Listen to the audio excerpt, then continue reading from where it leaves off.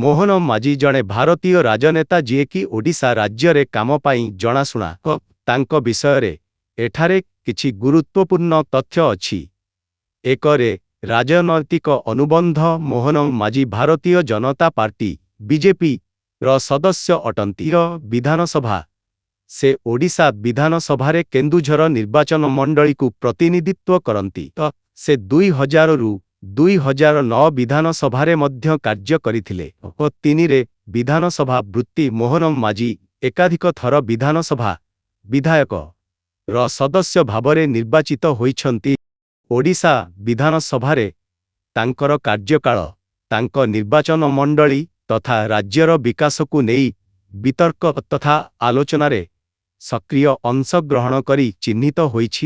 4ରେ ନେତୃତ୍ୱ ଭୂମିକା ସେ ରାଜ୍ୟ ସ୍ତରରେ ବିଜେପି ମଧ୍ୟରେ ବିଭିନ୍ନ ନେତୃତ୍ୱ ଭୂମିକା ଗ୍ରହଣ କରିଛନ୍ତି।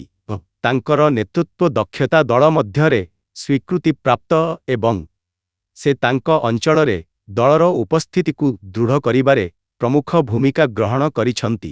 5ରେ ଆଡଭୋକେସି ଏବଂ ବିକାଶ କାର୍ଯ୍ୟ ମୋହନ ମାଝୀ ତାଙ୍କ ନିର୍ବାଚନ ମଣ୍ଡଳୀକୁ ଭିତ୍ତିଭୂମି ବିକାଶ, ସ୍ୱାସ୍ଥ୍ୟସେବା, ଶିକ୍ଷା ଏବଂ ସାମାଜିକ କଲ୍ୟାଣକୁ ପ୍ରଭାବିତ କରୁଥିବା ପ୍ରସଙ୍ଗରେ ନିଜର ଓକିଲାତି ପାଇଁ ଜଣାଶୁଣା।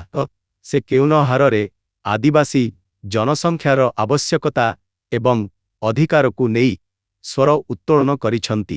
6ରେ ସର୍ବସାଧାରଣ ପ୍ରତିଛବି ମାଝୀ ତାଙ୍କ ନିର୍ବାଚନ ମଣ୍ଡଳୀ ସହିତ ଏକ ଦୃଢ଼ ସଂଯୋଗ ଥିବା ଏକ ତୃଣମୂଳ ରାଜନେତା ଭାବରେ ବିବେଚନା କରାଯାଏ। ତାଙ୍କର କାର୍ଯ୍ୟ ପ୍ରାୟତଃ ସ୍ଥାନୀୟ ସମସ୍ୟାର ସମାଧାନ ଏବଂ ତାଙ୍କ ନିର୍ବାଚନକାରୀଙ୍କ ଜୀବନଧାରଣର ଉନ୍ନତି ଉପରେ ଧ୍ୟାନ ଦେଇଥାଏ। 7ରେ ଆହ୍ୱାନ ଏବଂ ବିବାଦ ଅନେକ ରାଜନେତାଙ୍କ ପରି ସେ ମଧ୍ୟ ତାଙ୍କ କ୍ୟାରିୟର ସମୟରେ ଚ୍ୟାଲେଞ୍ଜ ଏବଂ ବିବାଦର ସମ୍ମୁଖୀନ ହୋଇଥିଲେ। ତଥାପି ସେ ନିଜ ନିର୍ବାଚନ ମଣ୍ଡଳୀରେ ଏକ ଗୁରୁତ୍ୱପୂର୍ଣ୍ଣ ସମର୍ଥନ ଆଧାର ଜାରି ରଖିଛନ୍ତି। ଏହି ପଏଣ୍ଟଗୁଡ଼ିକ ମୋହନ ମାଝୀଙ୍କ ରାଜନୈତିକ କ୍ୟାରିୟର ଏବଂ ତାଙ୍କ ନିର୍ବାଚନ ମଣ୍ଡଳୀ ତଥା ଓଡ଼ିଶା ରାଜ୍ୟରେ ତାଙ୍କର ଅବଦାନ ବିଷୟରେ ଏକ ସମୀକ୍ଷା ପ୍ରଦାନ କରିଥାଏ। ମୋହନ ଚରଣ ମାଝୀଙ୍କ ବିଷୟରେ 10ଟି ଫାକ୍ଟ ଜାଣନ୍ତୁ। 1ରେ ବର୍ତ୍ତମାନର ମୁଖ୍ୟମନ୍ତ୍ରୀ ମୋହନ ଚରଣ ମାଝୀଙ୍କୁ ଓଡ଼ିଶାର ମୁଖ୍ୟମନ୍ତ୍ରୀ ଭାବରେ ନିଯୁକ୍ତ କରାଯାଇଛି, ଯାହା ତାଙ୍କୁ ରାଜ୍ୟରେ ଏହି ପଦବୀରେ ଅବସ୍ଥାପିତ କରିଥିବା ପ୍ରଥମ ବିଜେପି ନେତା କରିଛି। ସେ ଜୁନ୍ 12, 2024ରେ କାର୍ଯ୍ୟଭାର ଗ୍ରହଣ କଲେ। 2ରେ ନିର୍ବାଚନ ବିଜୟ ସେ କେନ୍ଦୁଝର ନିର୍ବାଚନ ମଣ୍ଡଳୀ ପାଇଁ 2024 ବିଧାନସଭା ନିର୍ବାଚନରେ ଜିତି 87,815 ଭୋଟ ହାସଲ କରି ବିଜେଡିର ମୁଖ୍ୟ ପ୍ରତିଦ୍ୱନ୍ଦ୍ୱୀ ମୀନା ମାଝୀଙ୍କୁ ପରାସ୍ତ କରିଥିଲେ। 3ରେ ରାଜନୈତିକ କ୍ୟାରିୟର ମାଝୀ 2019 ମସିହାରୁ ଓଡ଼ିଶା ବିଧାନସଭାର ସଦସ୍ୟ ରହି କେନ୍ଦୁଝର ନିର୍ବାଚନ ମଣ୍ଡଳୀରୁ ପ୍ରତିନିଧିତ୍ୱ କରୁଛନ୍ତି। 2000ରୁ 2009 ପର୍ଯ୍ୟନ୍ତ ସେ ବିଧାନସଭାରେ ମଧ୍ୟ କାର୍ଯ୍ୟ କରିଥିଲେ। 4ରେ ପାର୍ଟି ଆଫିଲିଏସନ୍ ସେ ଭାରତୀୟ ଜନତା ପାର୍ଟି ବିଜେପି ର ସଦସ୍ୟ ଏବଂ ଓଡ଼ିଶାରେ ଦଳର କାର୍ଯ୍ୟକଳାପ ଏବଂ ରଣନୀତିରେ ସକ୍ରିୟ ଭାବରେ ଜଡ଼ିତ ଅଛନ୍ତି।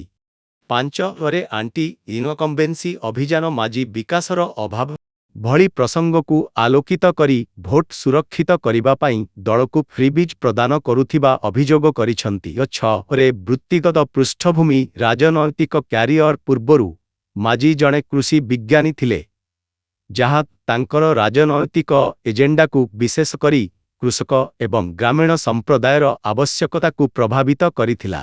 7ରେ ବ୍ୟକ୍ତିଗତ ଜୀବନ ସେ ଜାନୁଆରୀ 6, 1972ରେ ଜନ୍ମ ହୋଇଥିଲେ ଏବଂ ଡକ୍ଟର ପ୍ରିୟଙ୍କା ମାର୍ଣ୍ଡିଙ୍କୁ ବିବାହ କରିଥିଲେ। ସେ ଓଡ଼ିଶାର କେନ୍ଦୁଝରରେ ରୁହନ୍ତି।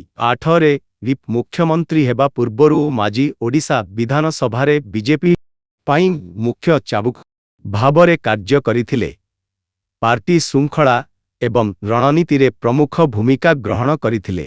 9 ସୁରକ୍ଷା ଘଟଣା ମାଝୀ ସୁରକ୍ଷା ଧମକର ସମ୍ମୁଖୀନ ହୋଇଛି, ଯେଉଁଥିରେ ଓଡ଼ିଶାରେ ତାଙ୍କ ଗାଡ଼ିରେ ବୋମା ଫିଙ୍ଗା ଯାଇଥିଲା, ଯେଉଁଥିରେ ସେ କାର୍ଯ୍ୟ କରୁଥିବା ତିକ୍ତ ରାଜନ ପଲିଟିକାଲ ତିକ ପାଣିପାଗକୁ ପ୍ରତିଫଳିତ କରିଥିଲେ।